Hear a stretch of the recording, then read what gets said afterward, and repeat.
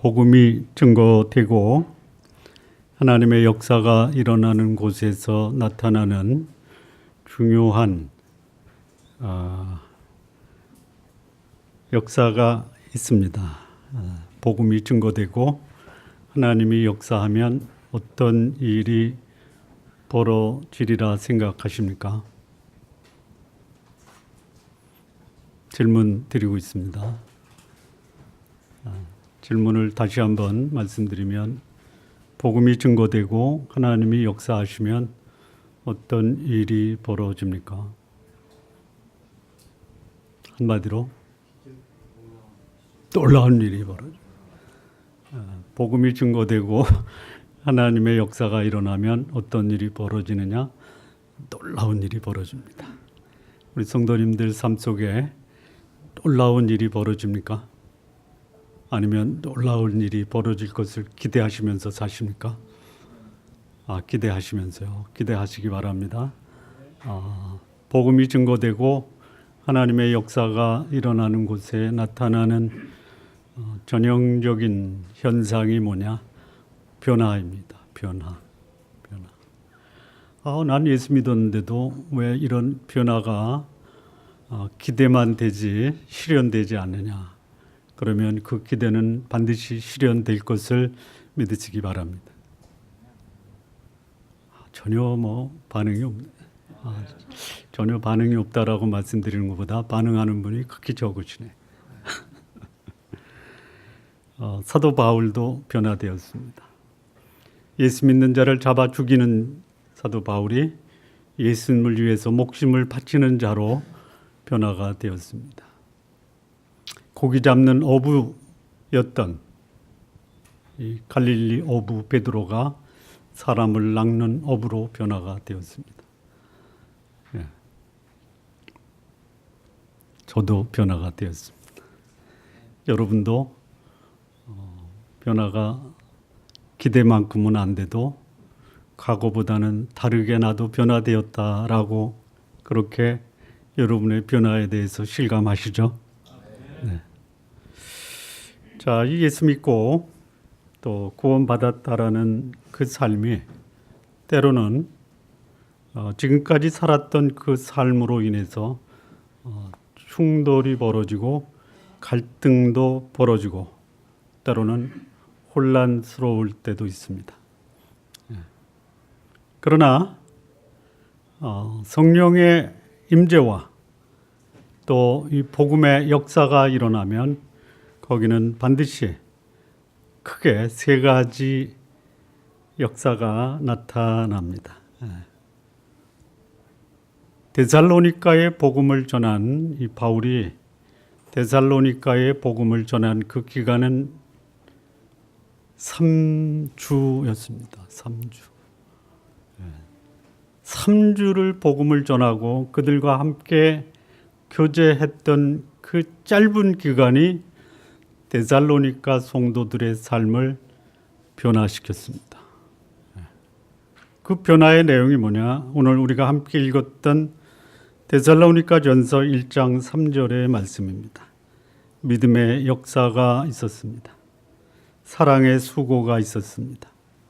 그리고 그들이 소망의 인내를 가지고 살아가고 있다라는 이 그야말로 3년, 30년을 신앙생활하면서도 전혀 나타날 것 같지 않는 믿음의 역사와 사랑의 수고와 소망의 인내의 삶이 그들 삶 속에 나타났다라는 것이.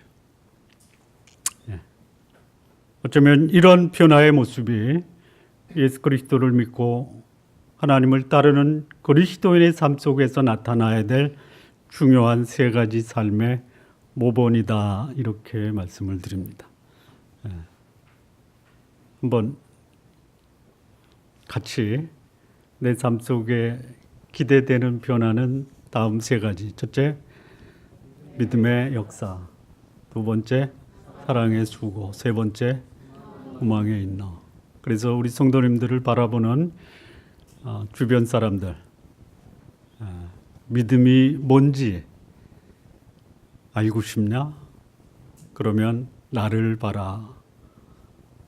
이렇게 여러분의 삶에서 나타나는 믿음의 역사를 드러내시기 바랍니다.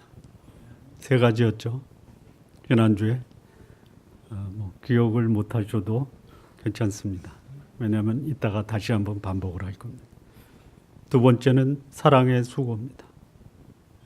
도대체 사랑의 수고가 뭔가? 오늘 이 말씀을 본격적으로 나누려고 합니다. 그리고 마지막으로 소망의 인내입니다. 물론 이 복음의 역사가 일어나는 곳에서는 반드시 방해하는 이 사단의 역사도 함께 진행이 됩니다. 복음을 전한 사람의 영향력을 저하시키는 어둠의 영이 하나님의 복음의 능력이 나타나는 그곳에 함께 나타납니다. 바울이 데살로니가서를 기록한 이유는 바울을 비난하고 바울이 전혀 잘못된 사람이다라고 정죄했던 그 사람들을 향해서 자신의 하나님 앞에서의 삶을 증언하고 있는 것이 데살로니가 전서입니다. 소위 바울의 사도됨을 인정하지 않겠다라고 하는 움직임도 있었고, 또 하나는 그보다 더 심각한 것이 뭐냐, 복음을 받아들이고 교회 안에 있는 성도들의 삶 속에 결코 바람직하지 못한, 경건치 못한 삶의 모습이 교회 안에 있었다라는 것이에요. 저는 그것에 대해서 충분히 공감을 합니다.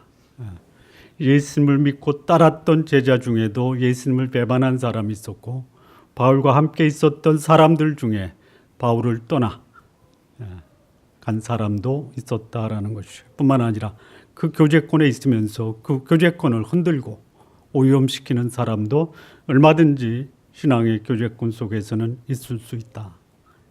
우리 성도님들은 이런 소문을 들으시기 바랍니다. 교회를 정화시키는 사람, 가정을 복되게 하는 사람, 직장을 복되게 하는 사람으로 여러분의 소문이 나시기를 바랍니다. 그 사람은 교회에 문제를 일으키는 사람이야. 이런 말을 듣는 분은 한 분도 안 계시기를 바랍니다. 그러나 긴장하시기 바랍니다. 나도 교회에 문제가 될 수 있는 가능성은 있다라는 것에 긴장하시기 바랍니다.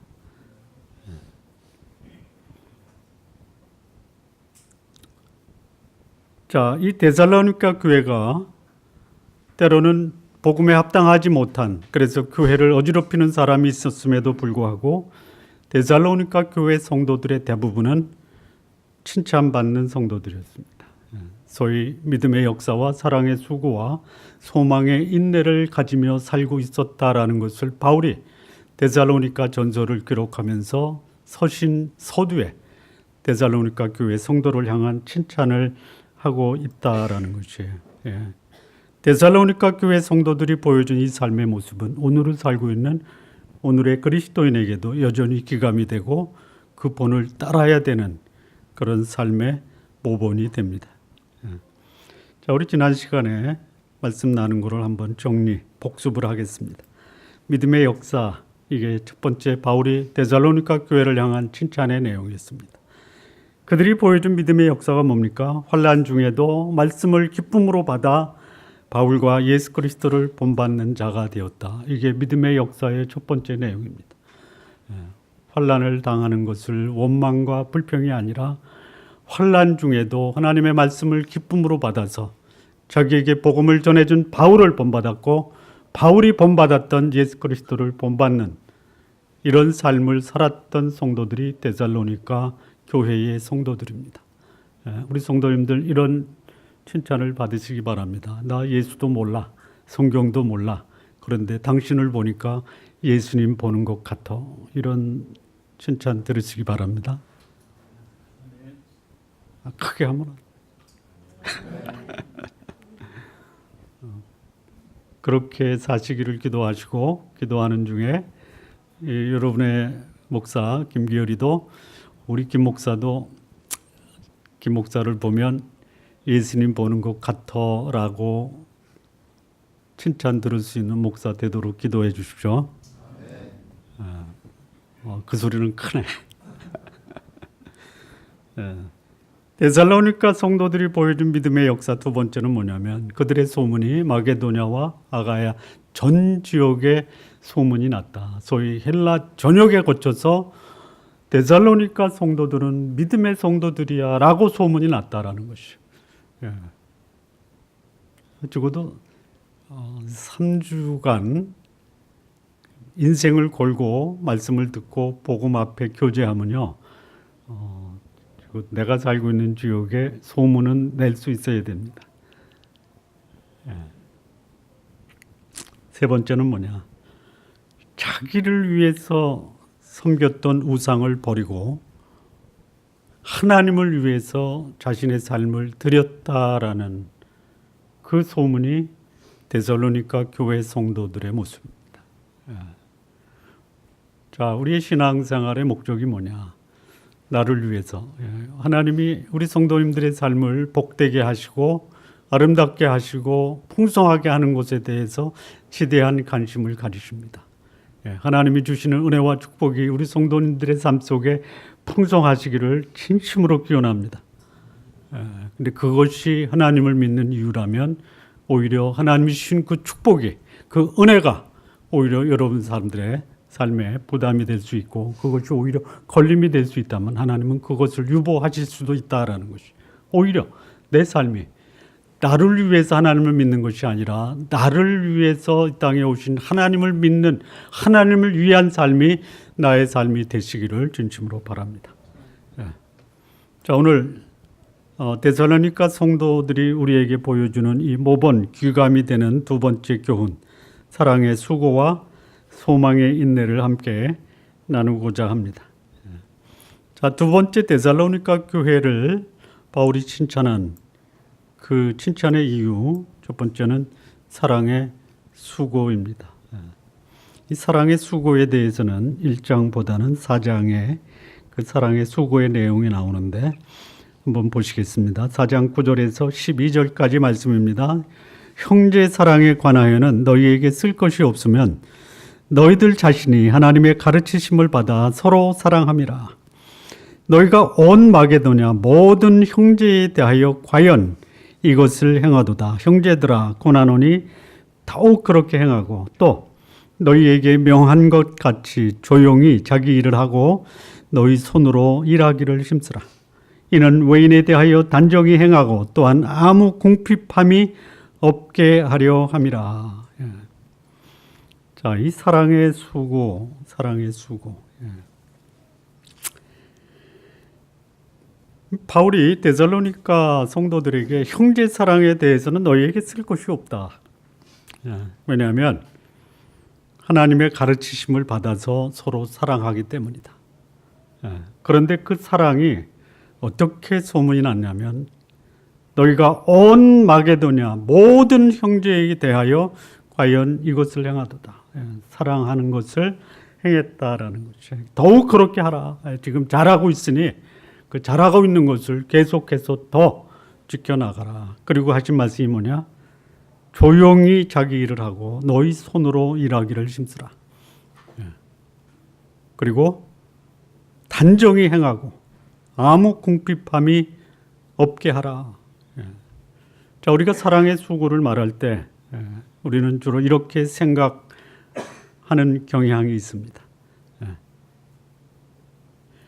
어려운 사람을 돕는데 힘에 겹도록 수고했구나. 이거를 이제 사랑의 수고다라고 이해할 수 있습니다. 그럴 수 있습니다. 사랑의 수고는 자기의 물질을 나누어 어려운 사람들에게 줄 수가 있습니다. 귀한 것입니다. 남을 돕고 구제함으로 사람들의 필요를 채우는 것, 이것은 사랑의 수고의 대단히 귀한 모범입니다. 자, 그런데 이 데살로니가 교회가 사랑에 수고한 것은 어려운 사람을 돕는 일에 앞장선 것도 있었습니다. 마게도니아 교회가 예루살렘 성도들의 어려운 사항을 듣고 그들이 힘에 지나도록 구제에 힘썼다라고 바울이 칭찬을 합니다. 그런데 데살로니가 교회의 바울이 칭찬한 사랑의 수고는 남을 돕는 일과 더불어 우리가 놓쳐서는 안 되는 것이 하나 있습니다. 이게 뭐냐? 스스로 일해서 자신의 필요를 채우도록 자조하는 삶을 격려한 것입니다. 그리고 그 삶을 데살로니가 교회 성도들이 살았습니다. 이 자주의 삶을 사는데 그럴 만한 충분한 이유가 있었습니다. 이 데살로니가 지역을 비롯한 이 마게도니아 지역의 사람들의 삶의 속성이 뭐냐? 노동은 천한 것이다. 그것은 노예들이 하는 것이다. 그래서 돈 많은 사람들이 헬라 시민들에게 먹을 것을 나눠주고 그들에게 얻어먹는 것이 전혀 수치스러운 것이 아니었다라는 것이죠. 여러분, 그 요한복음 5장인가요? 30편란 된 베데스다 연못에 38년 동안 거기 앉아서 구걸하던 병자 있죠. 기억나십니까? 예? 몇 년이요? 38년 동안 베데스다 연못에 앉아서 구걸을 했다. 상식적으로 이해가 되십니까? 이런 얘기예요. 연못에서 물이 동하면 천사들이 내려와 거기에 제일 먼저 들어가는 자의 병을 고쳤다. 그 모습을 몇 년을 지켜본 겁니까? 38년. 38년 동안 그 자리에 앉아서 구걸하고 있었던 이 환자, 병자, 한 번 정도는 그 병을 고침을 받기 원하는 사람이 38년을 앉아 있었던 그 병자에게 이번에는 우리가 다 양보할 테니 네가 들어가라. 이렇게 할 수 있죠? 안 하나? 안 해요? 할 수 있죠. 그런데 그런 제한이 있었겠습니까? 없었겠습니까? 그냥 우리 그냥 상상하는 거예요. 예? 있을 수도 있죠. 뭐 있었겠다라고는 단정적으로 말하지는 마십시오. 있을 수도 있었겠다. 그런데 그런 가능성 앞에 그 가능성을 외면하고 38년 동안 한 자리를 고수할 수 있었던 그 이유는 어디에 있었다라고 생각하십니까? 도와주는 사람이 없었다. 1번. 도와주려고 해도 그 환자는 도와주는 것을 거절했다.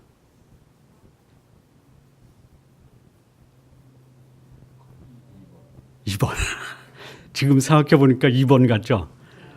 지금까지는 38년 동안 그 자리에 앉아서 사람들의 도움을 받고 살아갈 수밖에 없는 연약하고 가련한 인생.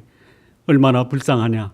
그런데 그 인생을 예수님이 찾아오셔서 새로운 인생을 주셨다. 이 얼마나 놀라운 은혜냐. 이렇게만 우리가 지금까지 생각하고 묵상하고 들어왔죠. 자, 그 38년 된 병자에게 예수님이 뭐라고 그랬어요? 자리를 들고 일어나 네 인생을 스스로 살아라. 이거 아닙니까? 그게 사랑의 수고 아니에요? 이게 사랑의 수고입니다. 자조의 삶을 살 수 있도록 돕는 것. 영국의 정신의학자 그분이 쓴 5권의 책이 영국 국민에게는 고전입니다. 사무엘 스마일스라고 하는 분이 있습니다. 그분이 쓴 책 중에 진짜 세계적으로 영향을 주는 책 중에 하나가 뭐냐? 인격론이라는 책이 있습니다. 한번 꼭 읽어보시고요. 그 다음에 또 하나가 있다면 자조론이 있습니다. 자조론. 우리가 잘 아는 구절, 하늘은 스스로 돕는 자를 돕는다. 질문을 드리겠습니다. 하늘은 스스로 돕는 자를 돕는다라는 것이 성경적입니까? 비성경적입니까? 네? 성경적이다. 저도 성경적이라고 그렇게 믿습니다. 네, 이것을 성경적이지 못하다라고 하는 분들의 의견은 이겁니다. 많은 분들이 그렇게 생각합니다. 하늘은 스스로 도울 수 없다라고 하는 자에게 도움을 주신다. 동의하십니까? 공감하십니까? 예? 그러네. 또 하나. 스스로 도울 수 없는 자가 하늘의 도움을 청한다. 차라리 그렇게 이해하시죠. 자, 그런데 우리 안규영 집사님은 하늘은 스스로 돕는 자를 돕는다라는 말이 성경적이다라고 얘기했습니다. 저도 거기에 동의한다라고 말씀을 드렸습니다. 그러면 우리가 하늘은 스스로 도울 수 없는 자를 돕는다라고 한 그 말을 하늘은 스스로 돕는 자를 돕는다라는 말과 뒤집어진 이유가 뭐냐? 오해 때문에 그렇습니다. 오해. 하늘은 스스로 돕는 자, 스스로 돕는 자 자조입니다. 자조. 스스로 돕는다 자조. 이게 뭐냐? 하나님 없이도 살 수 있다 이런 말이 아니다라는 것이. 하나님 없이도 얼마든지 내 인생을 책임지고 살 수 있다. 그 말이 아니다라는 말이 하늘은 스스로 돕는 자다라는 말이에요. 그 말이 뭐냐? 하나님의 도움을 받는 자는 어떤 사람이냐? 성실한 사람입니다. 정직한 사람입니다. 인내하는 사람입니다. 다른 사람을 배려하는 사람입니다. 이게 하늘은 스스로 돕는 자를 돕는다라고 하는 말의 의미로 사무엘 스마일스의 자조론에 나오는 내용입니다. 그래서 하나님의 도움을 받는 사람이 뭐냐? 스스로 자기 삶을 책임지도록 최선을 다하는 것이. 그러면 우리 신앙인들이 누군가를 사랑하고 누군가를 도울 때 어떻게 도와야 되느냐? 뭐 필요한 거 없어?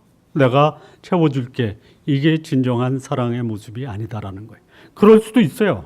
도저히 자기 힘으로는 살 수가 없는 사람이 있어요. 도와야 됩니다. 언제까지 도우냐? 스스로 자기 일을 책임질 때까지는 도와야 돼요.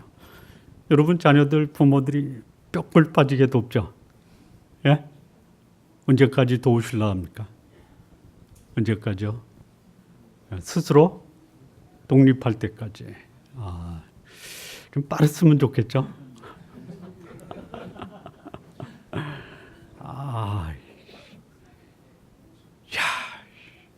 제가 왜 이해하는지 아시죠?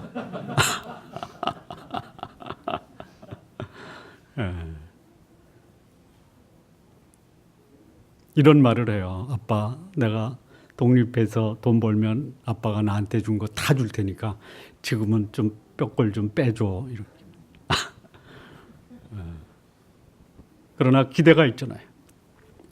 언젠가 내 뼈골을 빼먹는 자식도 빼먹은 뼈골을 채우는 날이 있겠다.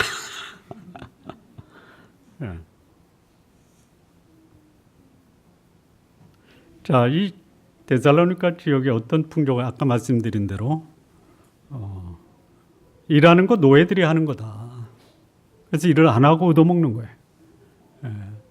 그러면 그 문화에 익숙했던 사람들이 복음을 듣고 교회에 들어와요. 그럼 그 습관이 그냥 몸에 밴 거예요. 바울이 그들에게 사랑을 전합니다. 그렇게 살면 안 돼. 근데 그 말을 듣고요. 데살로니가 성도들이 스스로 자신의 인생을 책임지는 일에서 먹는 거예요. 바울이 이런 말을 했죠. 데살로니가 후서에 나오는 말씀입니다. 3장 10절인데요. 데살로니가 후서 3장 10절. 우리가 너희와 함께 있을 때에도 너희에게 명하기를 누구든지 일하기 싫거든 먹지도 말라. 여러분 이게 무슨 말이에요? 일하기 싫거든 먹지도 말라가 무슨 말이에요? 예? 무슨 말인지 아시죠? 굉장히 참 그야말로 수준 높은 표현을 한 거죠. 이걸 조금 수준 낮게 표현하면 뭐예요? 일하기 싫어? 그러면 그만 살아. 여러분 진정한 사랑이 뭐냐? 스스로 자기 삶을 책임지게 살도록 돕는 게 진정한 사랑이라. 저도 언젠가는 우리 아들들이 스스로 자기 삶을 책임지며 살아갈 그날을 기대하면서 삽니다. 지금은 뭐 그야말로 어떤 심정이냐면 밑 빠진 독에 물 붓는다.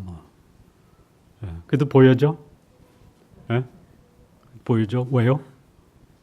그렇게 해서 스스로 독립하면서 살 날이 있다. 이게 사랑의 수고입니다. 이게 사랑의 수고예요. 자, 나는 사랑이 필요한 사람이야. 그래서 누군가의 도움을 받아야 돼. 맞는 소리입니다. 그러나 대단히 그 말이 위험할 수 있다는 거. 사랑에 대한 의미를 오해할 수 있다는 것이. 38년 된 병자처럼 살지 마시기 바랍니다. 38년 후라도 독립할 수 있다면 독립시켜 주는 것이 그에 대한 사랑의 표현이에요. 사랑의 수고는 남에게 기대는 자를 스스로 자립하게 돕는 것이. 그 데살로니가 이 마게도니아 지역의 사람들이 일하지 않는 이유는 일자리가 없었던 것이 아닙니다. 일 자체를 싫어한 거예요.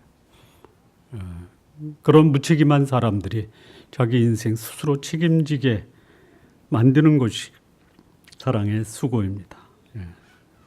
여러분, 이 사랑을 한다라고 해서 누군가에게 필요를 채워주면요, 모든 경우는 그런 게 아니지만 때로는 위험한 현상이 벌어질 수 있어요. 평생 빌어먹게 할 수도 있다. 이게 그건 사랑의 수고가 아닙니다. 사랑의 수고가 아니에요. 저는 이런 생각을 합니다. 절대로 경제적으로 도움을 주어서는 안 되는 사람. 경제적으로 부유한 사람은 도움도 청하지 않지만 도와줘도 원치 않아요. 그런데 도움을 청해도 결코 경제적으로 도움을 주어서는 안 되는 사람이 있어요. 누굽니까? 누굽니까? 예? 뭐 제가 저기 답변하기 어려운 질문을 드렸습니까? 아니잖아요. 누구냐? 일할 수 있는데 도움을 달라고 하는 사람은 차라리 일하기 싫거든 먹지도 말라. 이렇게 권하는 것이 낫다라는 거예요. 저는 그렇게 생각합니다. 자, 신앙의 공동체, 서로 사랑하는 모습. 공동체 속에 어려운 사람 도와야 됩니다. 그러나 도움 그 자체 더 넘어서 스스로 자기 삶을 책임질 수 있는 그런 사람이 될 수 있도록 일할 수 있는 기회를 만들어주는 것이 훨씬 더 바람직하다. 이게 신앙의 공동체에서 우리가 함께 수고해야 될 사랑의 내용입니다. 자, 이걸 조금 더 하나 더 말씀을 드리면요, 이 사랑의 관계가 불편의 관계로 변질되는 현상을 보신 적이 있습니까? 그대 없이는 못 살아. 이 부부 관계가 아닙니다. 가족 관계예요. 그런데 그대 때문에 못 살아. 이 부부 관계 아닙니다. 부부 관계도 그런 일들이 좀 벌어지더라고요. 그대 없이는 못 살아 하다가 그대 때문에 못 살아. 그리고 어떻게 해요? 안 사는 거예요. 부부 문제가 아니고 가족. 왜 그런 일이 벌어져요? 언제 벌어지냐면 종종 이럴 때 벌어집니다. 장례식 끝나고 부의금 나눌 때 벌어집니다. 아, 모르시구나. 조금 더 가지려고. 평소에는 부모님께 효도 안 하다가 부모님 돌아가셔서 부의금 들어오면 부의금 가지고 나눌 때 벌어지는 현상 중에 하나가 그런 일이 벌어져요. 또 유산 정리할 때 그런 일이 벌어져요. 그게 없었으면 그야말로 너 없이는 못 살아. 그렇게 사랑의 관계를 유지했던 형제들이 뭐 때문에 불로소득을 가지고 깨지는 거예요. 여러분, 불로소득에 관심 갖지 마십시오.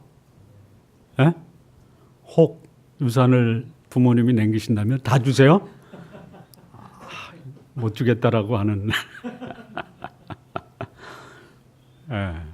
다 주세요. 다. 혹시 집안에 어르신이 돌아가서 부의금을 들어오면요, 장례 비용 제거하고 다 주세요.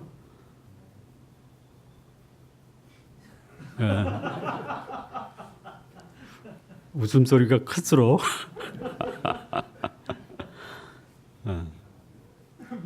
아니 조금 더 가지려다가 그 조금 더 갖는 것보다 더 소중한 사람을 잃어버리면 어떻게 해요? 안 되잖아요. 그런 일이 있었어요? 아, 예. 저도 혼자지만 이해가 되더라고요. 이해가 되더라고요. 진정한 인격적 관계, 사랑의 관계가 뭐냐? 남에게 패기치 않고 스스로 자주하는 삶에 이것이 어디에 있었냐? 데살로니가 교회 성도들의 모습에서 있었다라는 것이. 우리 성도 여러분, 나누고 베푸는 삶을 사십시오. 그러나 남에게 부담이 되지 않는 그런 삶을 우리 성도님들 사시기를 진심으로 바랍니다.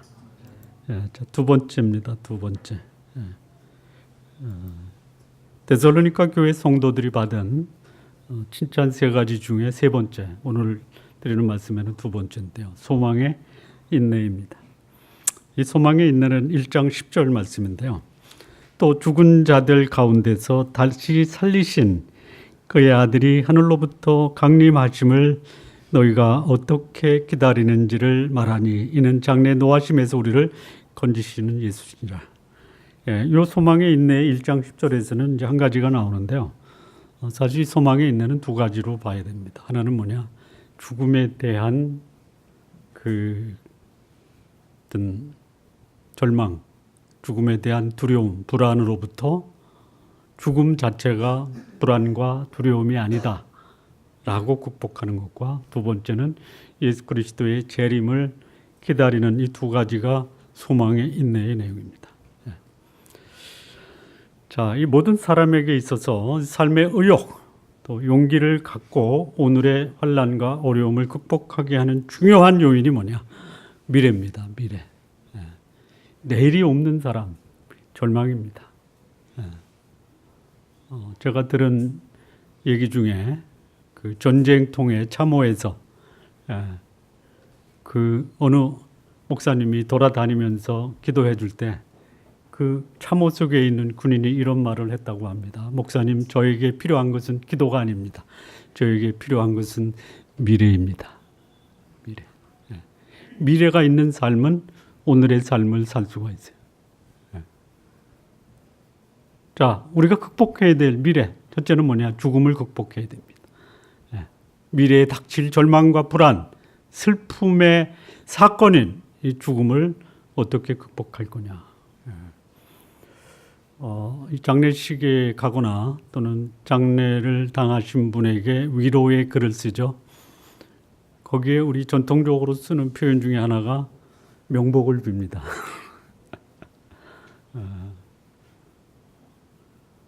자, 명복을 빕니다라는 뜻이 뭐죠? 돌아가신 분이 돌아가신 후에 좋은 곳에 가실 것을 빌어주는 게 명복을 빕니다죠. 자, 예수 믿는 분들, 예수 믿고 세상을 떠난 분들, 그분이 계신 곳이 천국인데 그분을 향해서 이렇게 빕니다. 망자의 명복을 빕니다. 천국보다 더 좋은 곳이 있나 보죠? 아니잖아요. 이미 그분은 천국에 가셨어요. 또 이렇게도 돌아가신 분을 위로하고 또 그 유가족을 위로할 때요. 뭐라고 위로하냐면 고통 없는 곳에 가셨습니다. 그러면 괜찮아요. 고통 없는 곳에 가셨으면 괜찮아요.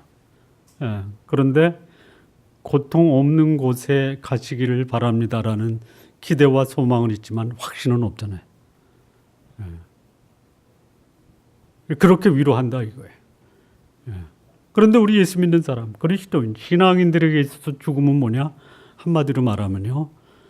탄식하며 입고 있는 이 육신의 옷을 벗어버리고 하나님이 손으로 짓지 아니하고 그렇게 사모하는 하나님의 옷을 덧입는 이 사건이 죽음이에요.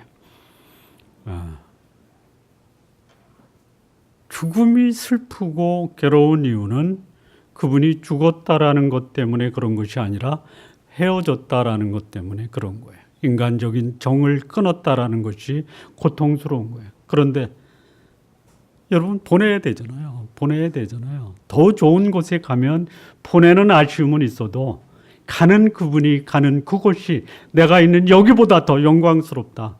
기쁜 마음으로 보내주잖아요. 이게 죽음입니다. 이게 죽음이에요. 예. 여러분, 여기서 영원히 살기를 원하십니까? 아니면 고통 없고 영광스러운 그곳에서 영원히 살기를 원하십니까? 선택하라면 뭘 선택하시겠어요?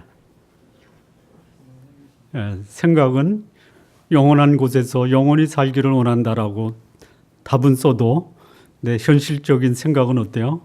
고통스럽지만 여기서 오래 살아야지. 예, 사실 수 있다면 오래 사세요. 그런데 오래 사는 것이 목적이 아닙니다. 나에게 주신 하나님의 뜻을 이루기 위해서 여기서 살만한 그 이유가 분명하다면 하나님은 여기서 우리 성도님들, 저도 장수하게 하실 겁니다.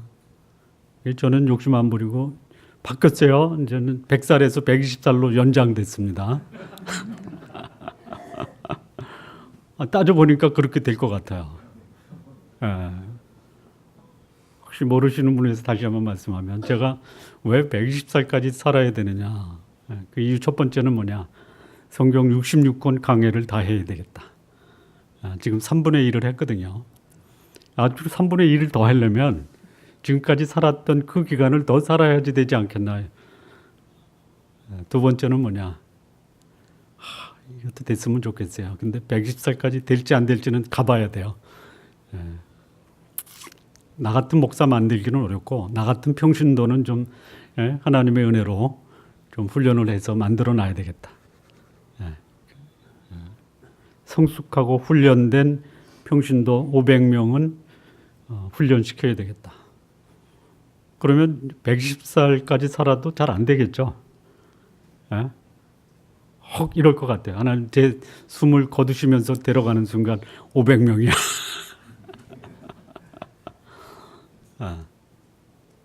그러고 싶어요. 우리 성도들 오래 사십시오. 그런데 오래 살 만한 이유를 만드십시오. 오래 살 만한 이유.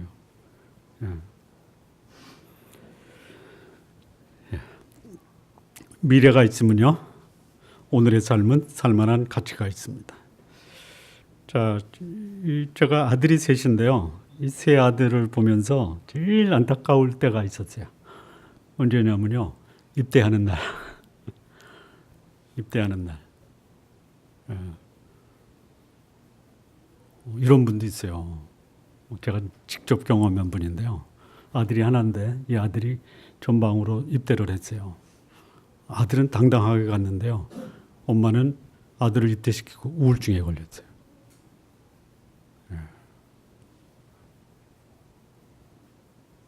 그럴 수 있어요. 제가 제일 안타까운 때는 막내 입대하는 날이에요. 어머니도 가고 저도 가고 우리 사람도 가고 친구도 가고 다 갔어요. 근데 마지막 이제 가족들은 다 옆으로 물러가게 하고 장정들을 모아놓는데요. 이러면 계속 보는 거예요. 계속. 여기서 식은땀이 나고요.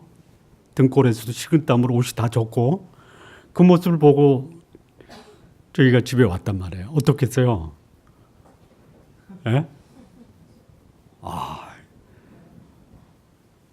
내가 군대 갈 때 나는 안 그랬거든요.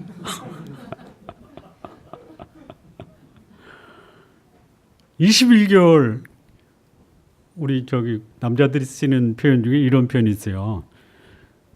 거꾸로 매달아도 국방부 시계는 돌아간다. 가는 거예요. 제된 날이 있다라는 거예요. 그래서 견딜만 한 거예요. 군대 용어 중에 이런 게 있어요. 군대에서 짬밥 한 끼 먹은 거 아까워서 탈영할 수 없다. 그게 무슨 말이에요? 나에게도 제대라는 영광스러운 날이 기다린다. 날마다 점점 가까워지는 거죠. 정해져 있어요. 그래서 오늘을 견디는 거예요. 그런데 우리에게 소망이 없다. 미래의 소망이 없다. 특히 신앙인에게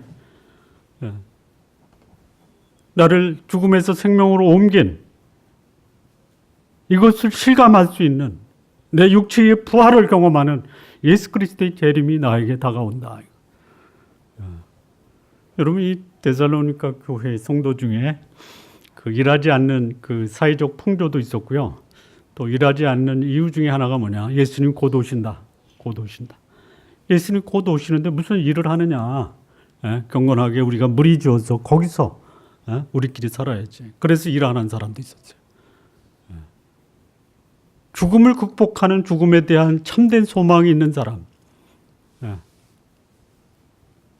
현실을 극복합니다. 예수님의 재림을 기다리는 사람. 재림이 가까운데 무슨 일을 하느냐? 그런 생각이 아니라 예수님의 재림이 가까우기 때문에 오늘 내가 하나님 앞에서 그 하나님이 나를 맞이할 때 기꺼이 하나님 앞에 내 삶을 드러낼 수 있는 삶을 살아야 되겠다. 두 가지입니다. 두 가지. 첫째는 뭐냐? 거룩한 삶을 살아야 되는 거예요. 거룩한 삶.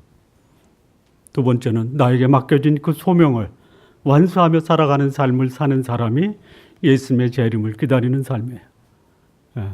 우리 성도님들 예수님의 재림을 기다리면요, 여러분의 삶이 오늘 하나님 앞에서 거룩한지, 내 육신적 욕망을 위해서 살아가는 것이냐, 아니면 하나님이 나에게 맡겨진 그 사명을 위해 살아가느냐, 요거 점검하시면서 오늘의 삶을 사십시오.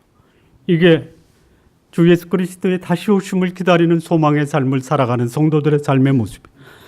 자, 그런데 이 삶을 누가 살았냐? 데살로니가 성도들이 살았다라는 것이. 난 이 데살로니가 교회 성도들을 생각하면요, 참 충격이에요. 충격. 충격. 우리 성도님들 참 겸손하시기 때문에 뭐 10년, 20년 신앙생활해도 나 거룩하고 나에게 맡겨진 사명을 위해 살아간다라고 말하기가 조금 송구스럽죠. 겸손하셔서 그런 겁니다. 그래서 여러분 입으로는 여러분 말씀하지 마십시오. 나 거룩한 삶을 사는 자고 나에게 맡긴 소명에 충실한 삶을 살아가는 자야. 여러분의 입으로는 말하지 마십시오. 그런데 여러분을 보는 사람들은 여러분들을 그렇게 평가해야 돼요. 3개월을 사도 바울과 교제하고 말씀을 들었던 데살로니가 교회 성도들이 너희들은 주 예수 그리스도에 대한 소망의 인내를 가지고 오늘 살아가는 이 모습을 내가 보니 너무너무 고맙고 감사하다. 이런 표현을 한 거예요. 3개월은 다 지났잖아요. 우리 같이 교제하고 그런지. 그래서 우리 성도님들의 삶을 보면 그냥 다른 사람은 몰라도 우리 성도님들의 부인이 그런 칭찬을 좀 하게 하십시오. 부인이 안 하면 아내, 부인과 아내 똑같은 거죠. 남편이 그런 칭찬을 좀 하게 하십시오. 나는 웬 복이 많아서 소망의 인내를 가진 아내를 만났냐. 그냥 뭐 뒀다 하지 말고 지금 한번 하시죠. 못 하시겠다라는 표정인 것 같아. 참 이런 모습이 데살로니가 교회 성도들이 보여준 겁니다. 마무리 짓겠습니다. 마무리. 자, 기양의 신앙생활하는 우리 성도 여러분, 내 모습을 보면 나의 삶을 바라보는 다른 뭐 불신자든 아니면 성도든 내 삶이 나도 저분의 삶을 본받고 싶어, 이런 평가를 들으시기 바랍니다. 적어도 예수 믿는다라면 저분이 살았던 삶의 믿음의 역사가 나에게도 있었으면 좋겠다. 그리고 저 사람을 보니까 내가 지금까지 이렇게 살았던 삶이 아니라 나도 최선을 다해서 나에게 주어진 역량을 100% 발휘해서 오히려 다른 사람에게 도움을 주는 그런 사람이 되어야 되겠다. 오늘의 삶에 집중하는 것이 아니라 나에게 미래가 있고, 그리고 하나님이 나를 바라보실 때 너만큼 거룩하고 너에게 주어진 삶, 사명에 충실한 사람이 없다. 이런 평을 받는 우리 성도님들 되시기 바랍니다. 그런 삶을 살았던 성도들이 데살로니가 성도들이었습니다. 비록 자신의 환경이 결코 순조롭지 못한 환경이었지만 그럼에도 불구하고 데살로니가 성도들이 그에게 복음을 전한 바울에게 칭찬을 받았고, 또 그들의 소문이 마게도냐, 아가야, 헬라 전체에 소문이 났던 그런 삶을 우리 성도님들도 살아가셨으면 좋겠습니다. 적어도 하나님과 세상, 하나님과 우상 사이에서 하나님을 선택했다. 그리고 다른 사람들에게 폐를 끼치지 않고 스스로 자기 손으로 수고해서 사람들에게 사랑의 본이 되었다. 누군가를 돕는 것도 있지만 그러나 누군가에게 폐를 끼치지 않은 삶을 살았다라는 그런 평가를 받으시기 바랍니다. 뿐만 아니라 죽음을 슬퍼하거나 낙심하는 것이 아니라 다시 오실 예수 그리스도의 재림을 기다리며 오늘의 삶에 최선을 다하는 그런 삶을 사는 우리 성도님들 되시기를 바랍니다. 우리 좋은나무 교회 성도 여러분, 누군가 여러분의 삶을 볼 때 어떻게 볼 것이냐. 오늘 데살로니가 전서가 오늘 우리에게 주는 이 교훈이 오늘을 사는 우리 성도님들의 삶 속에서 그대로 자연되기를 진심으로 바랍니다. 기도하시겠습니다.